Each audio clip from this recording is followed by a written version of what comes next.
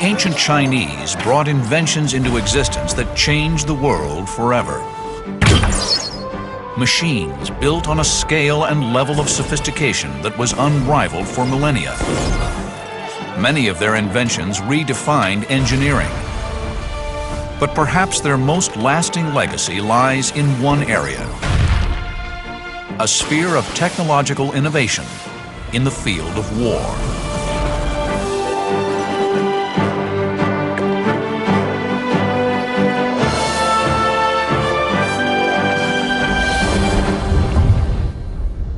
At over 6,000 years old, China is one of the planet's most ancient civilizations, and today boasts the largest army in the world. 60 centuries of military heritage has left an incredible legacy of technologically advanced weapons. Now, new discoveries are making us realize that much of what we thought we invented actually existed thousands of years ago. Armies that used handguns, landmines, and massive attack catapults to destroy whole towns. Lethal flamethrowers that rained fire on the attackers. High-velocity cannons and lethal incendiary bombs that blasted whole battalions out of existence. And even self-propelled missiles. Machines of war that would be instantly recognizable to the frontline troops serving in today's armies. Most of the weaponry used in modern warfare has its roots originally in China. Chinese military innovators were thousands of years ahead of their time. The Chinese, throughout a lot of history, have been at the absolute cutting edge of military technology. Incredibly, their use of gunpowder and military rockets is stunningly similar to the way we use them in battle today. It's certainly one of their major contributions, for better or for worse, to the history of the world. There's no doubt that through a lot of history, the Chinese have been the greatest military innovators on Earth, and their technology has certainly been at the absolute forefront. In 400 BC, China was not a unified country. Several states existed in the area, and they were all trying to take control. The state that could take control of its neighbors would win the greatest prize: domination of China. And to beat their neighbors in battle, the Chinese military engineers accelerated the development of killing machines. In the Bronze Age, around 800 BC, warfare in China relied on hand-to-hand combat and the sword. Chinese blacksmiths were producing amazing advances in metalworking.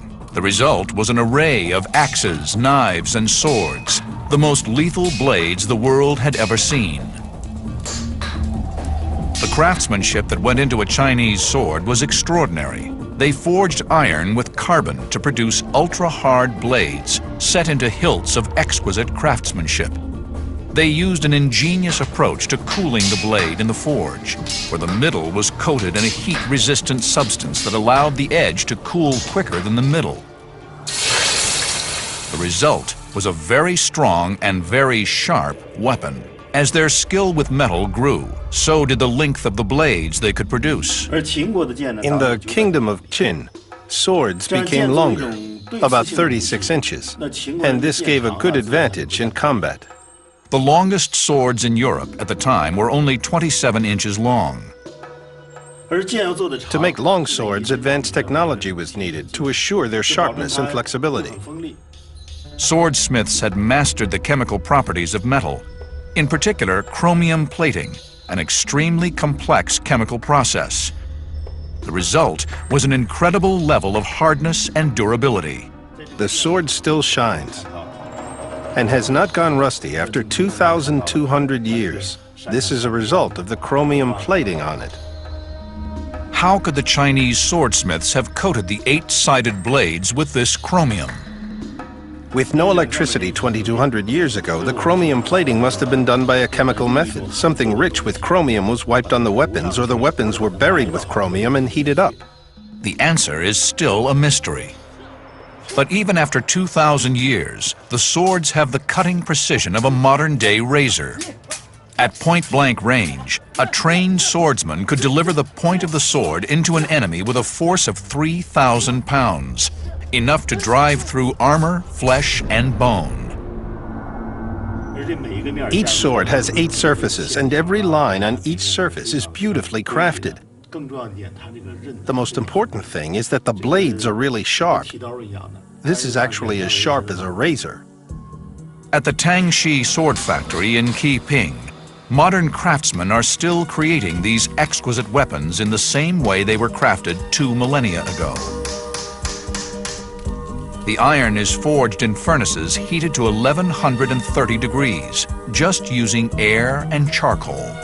The sword is then pounded with a heavy hammer. This flattens the sword into a very thin blade and also hardens the metal.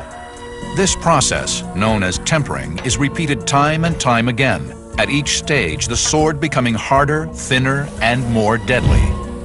Attention is paid to the smallest details on the beautiful hilts, and the result is an exquisite creation, part work of art, part deadly weapon. But were there even longer blades wielded in ancient China?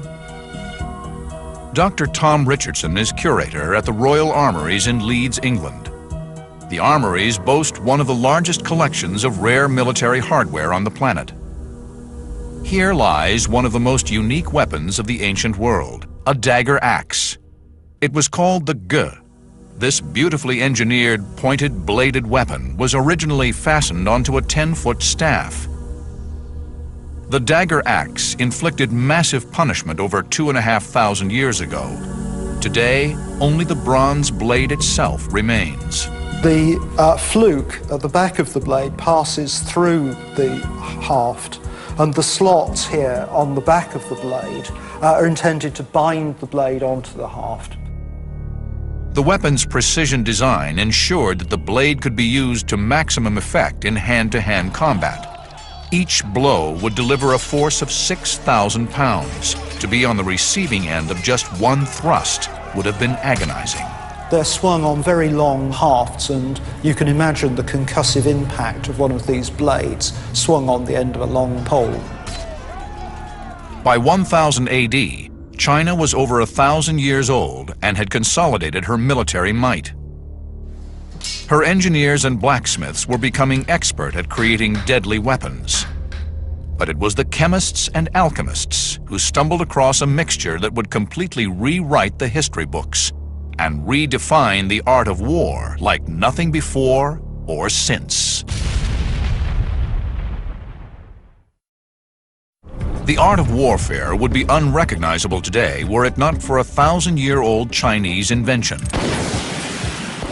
The first we hear about gunpowder in ancient China is actually from philosophical Taoist tracts. These were scientists looking for elixirs of immortality, and what they found was in fact the exact opposite. The art of warfare was changed forever. The introduction of gunpowder was the first time that any kind of energy other than human muscle had been applied to warfare. Until that time, everything had to be done by either human or animal muscle. Gunpowder harnessed chemical energy, which could be released over a very short period of time, and gave that enormous power into the hands of the military. The first place that happened was China. But how is this world-changing substance made? It turns out to be a fairly simple recipe. John Naylor is an expert in the history of military hardware. The basis of gunpowder and any sort of explosive is a fuel. In this case, the fuel is charcoal. We need to powder it, grind it down. In fact, it often works best to have a mixture of coarse and fine powdered charcoal. Powdered charcoal is mixed with 2 other common chemicals in precise proportions. Mixed together and ground very carefully, you end up with your black powder. The bowl and spoon John is using are made of pure silver. John cannot risk using steel or any other metals that can spark when banged together. The reason is obvious. The 3 of them combined, mixed together, turn innocuous chemicals into the driving force of warfare for nearly 1,000 years. Having stumbled upon the ultimate ingredient for weapons of war, China realized its potential and launched large-scale production.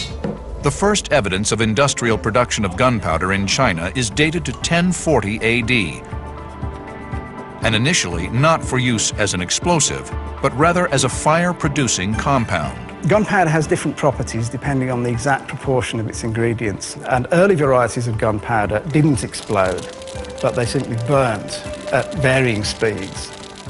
So that the most useful application at that date was either as an incendiary thrown from a catapult inside a soft paper casing that would burst into flames on impact, or a match which would continue to burn quite slowly for several hours and could be held in front of a stream of inflammable oil. With the right mix of gunpowder, military engineers developed a sparky fuse that would lead to the emergence of a new and terrifying weapon: the flamethrower. When the flamethrower was first used by the Germans in the First World War, it came as a terrible surprise to the Allies and was regarded as a particularly horrific example of the way that modern warfare was going. I think it would have been a surprise to anyone at the time to realise that flamethrowers had been in use for nearly 1,000 years in China. Throwing or projecting fire was not a new tactic in warfare. Greek fire had been in use for several hundred years before that, but the Chinese advance on this was to produce a continuous stream of flammable liquid. This ancient flamethrower was among the first to utilize liquid fuel. This flamethrower is from the Song dynasty. It was made to use gasoline, which had been used in China very early on. The liquid properties of gasoline meant it could be sprayed out of a nozzle. This was then ignited at the muzzle by a piece of slow match impregnated with gunpowder. So this was not only the first continuous action flamethrower, but it was also the first known use of gunpowder in military technology. In a remote location, somewhere in rural England, we are about to test a replica of this ancient weapon. Richard Windley is an ancient technology expert who is intrigued by the design of the gunpowder fuse. Certainly the ignition details we have for the flamethrower from the original text indicate that it was some kind of very slow burning but sparky fuse which gave plenty of sparks but burned relatively slowly. It'd be no good having a fuse that burned quickly because it would just burn away and there wouldn't be enough ignition there for the thing to keep up a continuous stream. But what flammable agent would the ancient Chinese pyro commandos have used in their weapons? We think that what they were using was something similar to gasoline or kerosene. So what I'm actually using in this device is a mixture of the two. With the chemistry of the fuse and the incendiary understood, Richard researched the ancient texts for clues as to how the flamethrower actually worked. So this is our reconstruction of the Chinese flamethrower. Basically what we have is a brass cylinder. The quality of the brass was actually specified in the original document. And this forms the cylinder of a pump.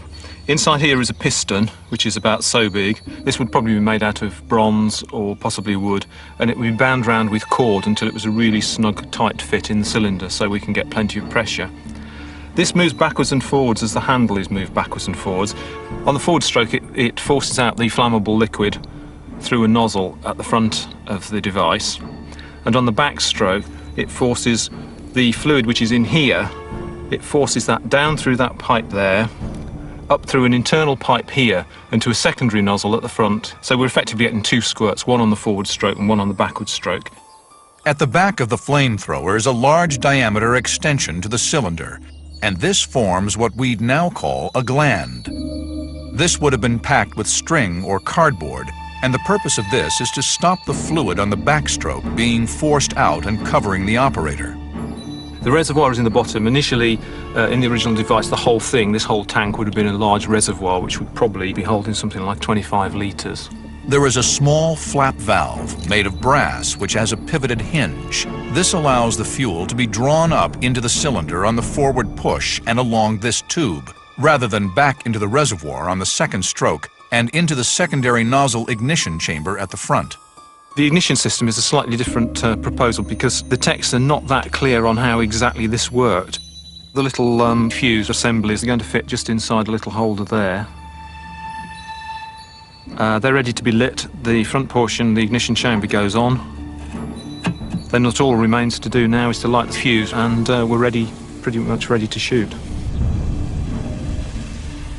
Richard sets up a bale of hay 60 feet away from the flamethrower. This will enable us to see how accurate the weapon is.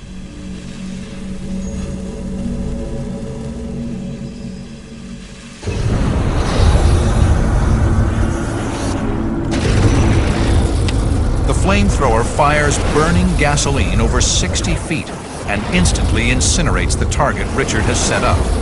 A devastating weapon of war.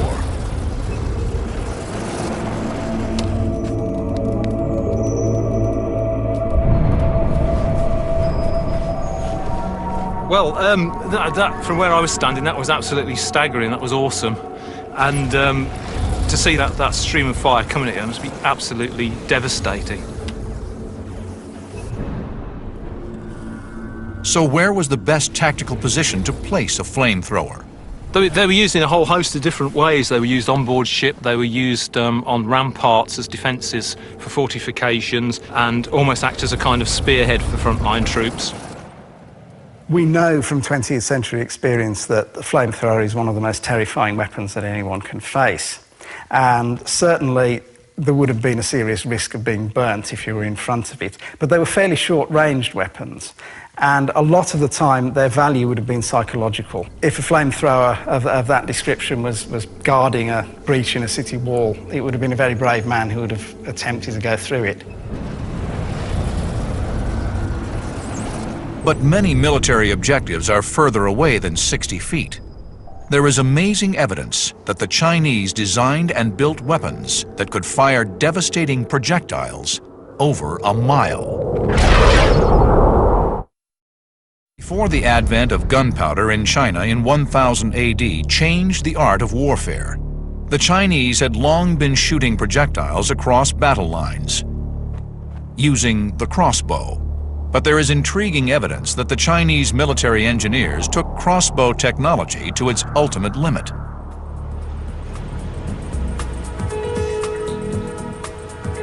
In Chinese archives lies a rare copy of an ancient text, The Essentials of the Military Arts, written in the 11th century. It is a magnificent document on ancient Chinese warfare.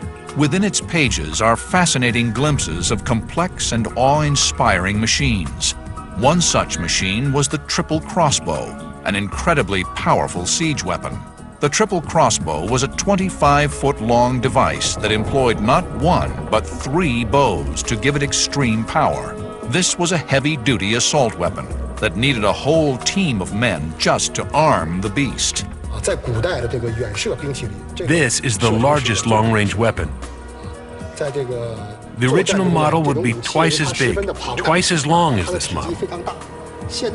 Mostly it's used to defend, but it could certainly be used for attack. It has fierce power from these triple bows. It would take 10 soldiers or more to turn the axle and to load the string on the trigger. But what kind of ordnance could this monster unleash? The arrows for the siege crossbow were huge. They were made from iron and could fly as far as a mile. These 10-foot full metal jacket-tipped missiles would have smashed through anything they met. But despite its gargantuan size, the siege crossbow was a mobile and versatile weapon. The giant siege weapon was mounted on a pivot and axle, allowing it to be targeted quickly and with precision. Once the weapon had a target in its sights, the power straining to unleash the missile would be freed by banging the trigger with a hammer. The ability to threaten a town with a single weapon provoked a rush to develop countermeasures and defenses within Chinese city walls. And where the defenders built higher and wider, the aggressors built taller and stronger. Perhaps the most effective of the ancient Chinese siege attack weapons was the whirlwind catapult. Acting like a heavy-duty sniper rifle, the whirlwind could release a projectile with pinpoint accuracy at any part of the town wall or its inhabitants. Western siege catapults of the time worked by pulling down a massive weight, loading the projectile, and then releasing the weight. The Whirlwind was different. There was no weight. Instead, a squad of 10 men would pull down on the short end of the lever, hurling the 120-pound ball up to a quarter of a mile. This meant that the Whirlwind was a very light and mobile multiple-use weapon and could be deployed anywhere around a siege or even in open battle. But there's more. Western catapults needed a solid frame to support the great weight. The elite Whirlwind catapult was supported by just a single pole. This gave it another advantage. The advantage of the Whirlwind catapult was the mobility and flexibility that it provided, in contrast to the larger siege engines, which were basically static. A Whirlwind catapult could be mounted on a tower or a city wall and used to command a very wide arc of fire, or alternatively, on the battlefield, it could be rushed quickly to any place where massed firepower was required. In ancient texts, there are accounts of whirlwinds forming parts of batteries of thousands of catapults, which could lay devastation to entire cities within hours. But the purpose of a siege was not always to obliterate the enemy town. Often the objective was to overrun the city with infantry. There is evidence in the texts of large assault machines known as cloud bridges. Their name might sound peaceful, but their purpose was anything but. This 10% scaled-down model is one that incorporates an extendable ladder. The ancient Chinese invented this siege machine with the name Cloud Bridge, meaning very tall bridge. It has wheels and it could be pushed forward until it reached the wall. Soldiers could safely hide inside the machine until the wall was reached. Stepping on this ladder, the city walls could be climbed onto. You can imagine in a battle scores of cloud bridges being pushed forward and hundreds or thousands of soldiers climbing the ladders. Cloud bridges were really powerful in ancient wars. And some of the cloud bridges were truly massive, driven by teams of oxen. The main point of this type of machine is to get attacking troops on top of the city wall. So it was obviously important, as the height of walls increased, that the height of the machines was increased to match them. But no weapon of war is invincible. The normal way of attacking this kind of wooden siege engine was obviously to set it on fire. This could be done simply by throwing burning materials at it, or in a later period by the use of burning oil or flamethrowers. So the logical counter was to cover the machine with uncured hides, which would be very difficult to burn, keep them soaked with water, and in that way armour them and the people inside against missiles at the same time as you make them fireproof. And if the attackers breached the city walls, there were lethal defenses waiting for them. The ancient world's equivalent of razor wire. This battle machine is called a San Yuan knife cart. It's a two-wheeled cart installed with knives. Its major function is in the eventuality that the gates failed to hold or the city walls were breached.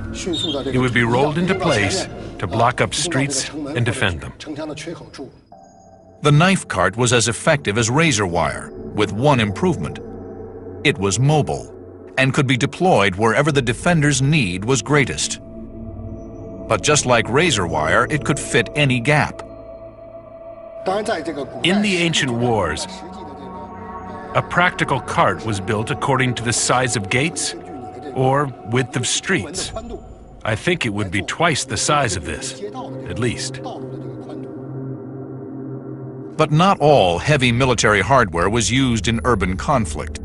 At first sight, it might look like it was designed to scale city walls, but this machine had a more intriguing purpose. This is a military machine used in ancient Chinese warfare with the name nest cart. It is actually a small house that can be lifted up and down to scout.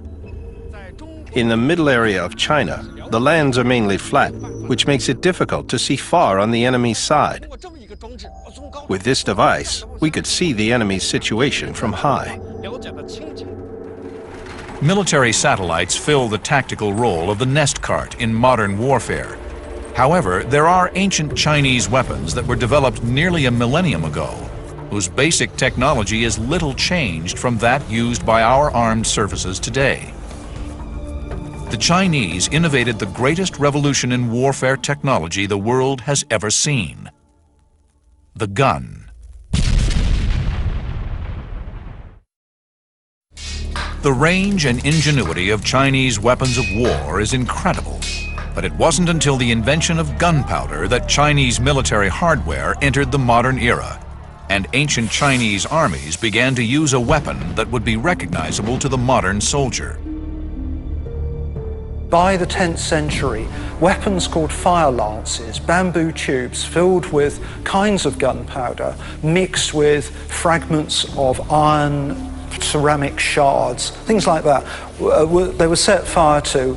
You advance towards the enemy, and these things spit fire and various bits of poisoned ceramics. At the same time, new compositions of gunpowder were being developed, which produced much more explosive force and less in the way of flames. And when these were combined with the principle of the projectile being forced out of a barrel, the result was the development of the gun. In the National Military Museum in Beijing lies a stunning weapon: the world's first handgun. Made in the Xisheng period in 1351, this extraordinary weapon shows characteristics of a modern firearm, including the clearly visible muzzle and firing chamber. The invention of gunpowder weapons certainly revolutionized Chinese warfare, but it did far more than that. Within 40 years, the same technology had spread all the way from China to the west of Europe. And in fact, the use of gunpowder as a propellant, as a weapon, revolutionized world warfare. This is an example of a Chinese gun, probably of the 16th or 17th century, but it's a wrought iron construction with hoop staves around the barrel. And this type of gun appears really very, very early in China. You can see at the center there's a thickened breech section to reinforce the barrel against the blast as the main charge goes off. And you can see the touch hole where light's applied to it. A fuse would be placed into the hole. When this fuse was lit, it would carry the flame into the breech of the weapon. Inside, the packed gunpowder would explode violently. The entire force of the explosion had nowhere else to go other than to force the projectile out of the long tube towards the hapless target. The bullet is projected out of the gun with incredible force. The same principle which is used in the early handguns which have been found from medieval China can be applied to very much bigger weapons, including cannon large enough to batter down city walls. This is the earliest tube-shaped metal gunpowder weapon in the world. It was made in the year 1332 and is the grandfather of all modern cannons. The calibers and length of the tubes have become bigger through the development of the cannon. This means it can support heavier bombs and bigger trajectories, and the damage done by the cannon becomes bigger and bigger. But the devastation caused by an explosion can be employed as a method of attack in itself: the bomb. There is evidence in ancient texts that the Chinese invented explosive devices with triggering mechanisms nearly 1,000 years ago. A new discovery is forcing us to go back and rewrite the history books. There was an ancient Chinese weapon tactically identical to a device used on the battlefields of Vietnam. Could the Chinese have invented the landmine? Most people would expect that a landmine would be an innovation of the 20th century, but in fact something very similar was in use in China as early as the 13th century, and by the 15th it had been developed into a very sophisticated device which could be set off by the pressure of a person's foot. This would release a pin which would release a weight underground and set off a flint and steel detonator. and this would explode a large piece of bamboo stuffed full of gunpowder right underneath the enemy soldiers' feet. This would send shards of bamboo and other shrapnel exploding upwards and through the feet of the enemy, rendering them immobile. But devices like the handgun and the landmine were only possible because the Chinese had a long tradition of creating technologically advanced weapons of war. Over 1,500 years before the landmine and the handgun, Chinese metallurgists were already producing devastating attack weapons. One of these was the high-intensity crossbow. The crossbow is responsible for countless victories in Chinese history, and there were millions of them issued to infantry troops. However, because they are made of wood, surviving crossbows are priceless, rare artifacts. This is an example of one of the very earliest Chinese crossbows. It's just the stock made of wood covered in lacquer and beautifully decorated. It's the trigger mechanism that's at the heart of the Chinese crossbow, and it's an extremely clever device. Triggers are made of extremely precise interconnecting components that must fit and work together with rigorous accuracy. To manufacture them required an incredibly advanced level of casting expertise. And in fact, the technology is quite comparable with a lot used in the gun trade a millennium and a half later. Yet these things were invented in the 4th century BC. The crossbow was a significant technological development over the simple bow that was used for thousands of years by civilizations all over the world. But how is this design more effective than the simple bow? The ordinary bow is formed by an arc and a bowstring. It's pulled by hand, and as a result, the bowman would get tired using it. It's also hard to aim. But the Chinese crossbow is mounted on a frame, and the string is pulled back and held in position by a latch attached to a trigger mechanism. The trigger mechanism could be conceived as the ancestor of the trigger from a modern rifle. The trigger mechanism would enable the bow to be held ready-armed for long periods without tiring the archer, and thus taking aim would be easier. This gives the crossbow an important tactical advantage over other bows. The most significant advantage of the crossbow is that soldiers could use it for ambush. Once they discovered and aimed at targets, they would simply need to pull the trigger. Then the arrow would fly out with incredible power. It only demands the small force of pulling the trigger with a finger, and it would be transformed into a really big force to shoot out the arrow. And when released, the 2-pound bolt could fly 300 yards towards the enemy, tearing through armor, flesh, and bone.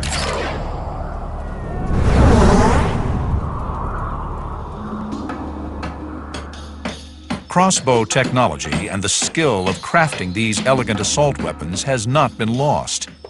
Yang Fushi comes from a long family line of crossbow makers that dates back nearly 2,500 years.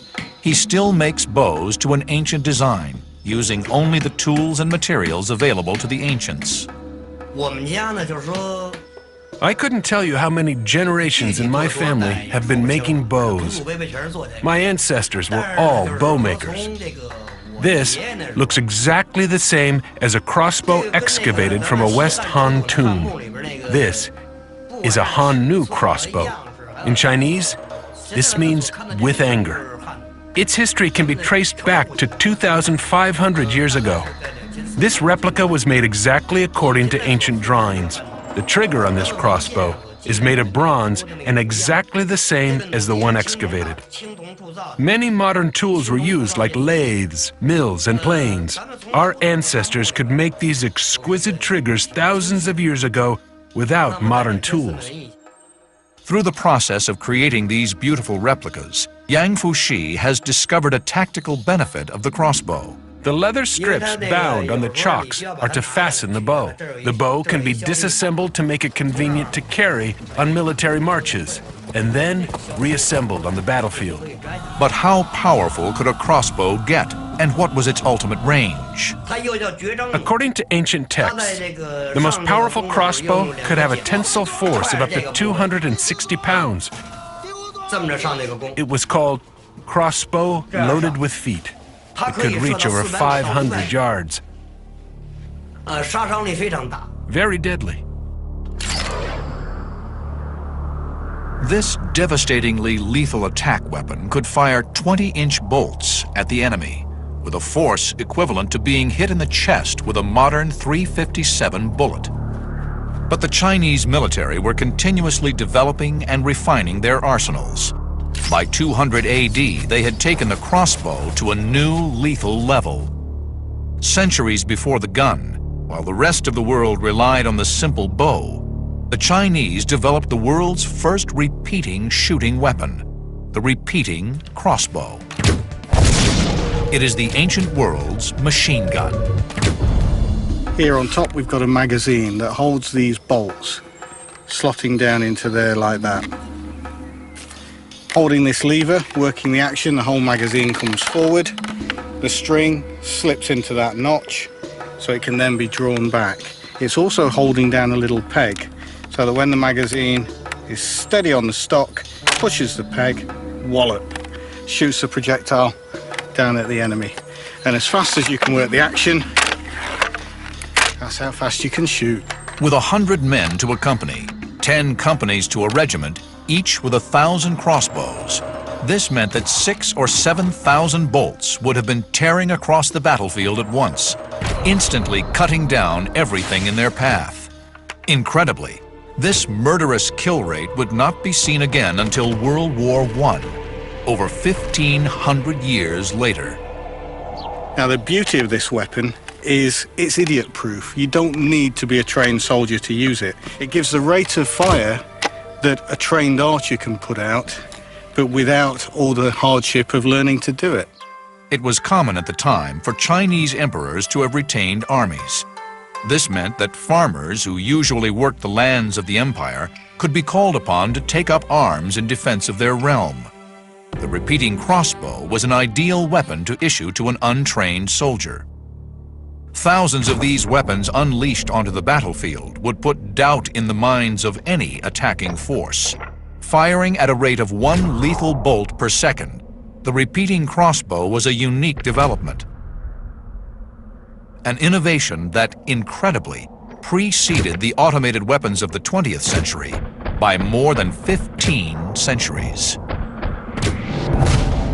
Although a single bolt from a repeating crossbow would not cause enormous impact, the effect of thousands of them coming at once would have been devastating, especially if we consider that the tips would have been poisoned.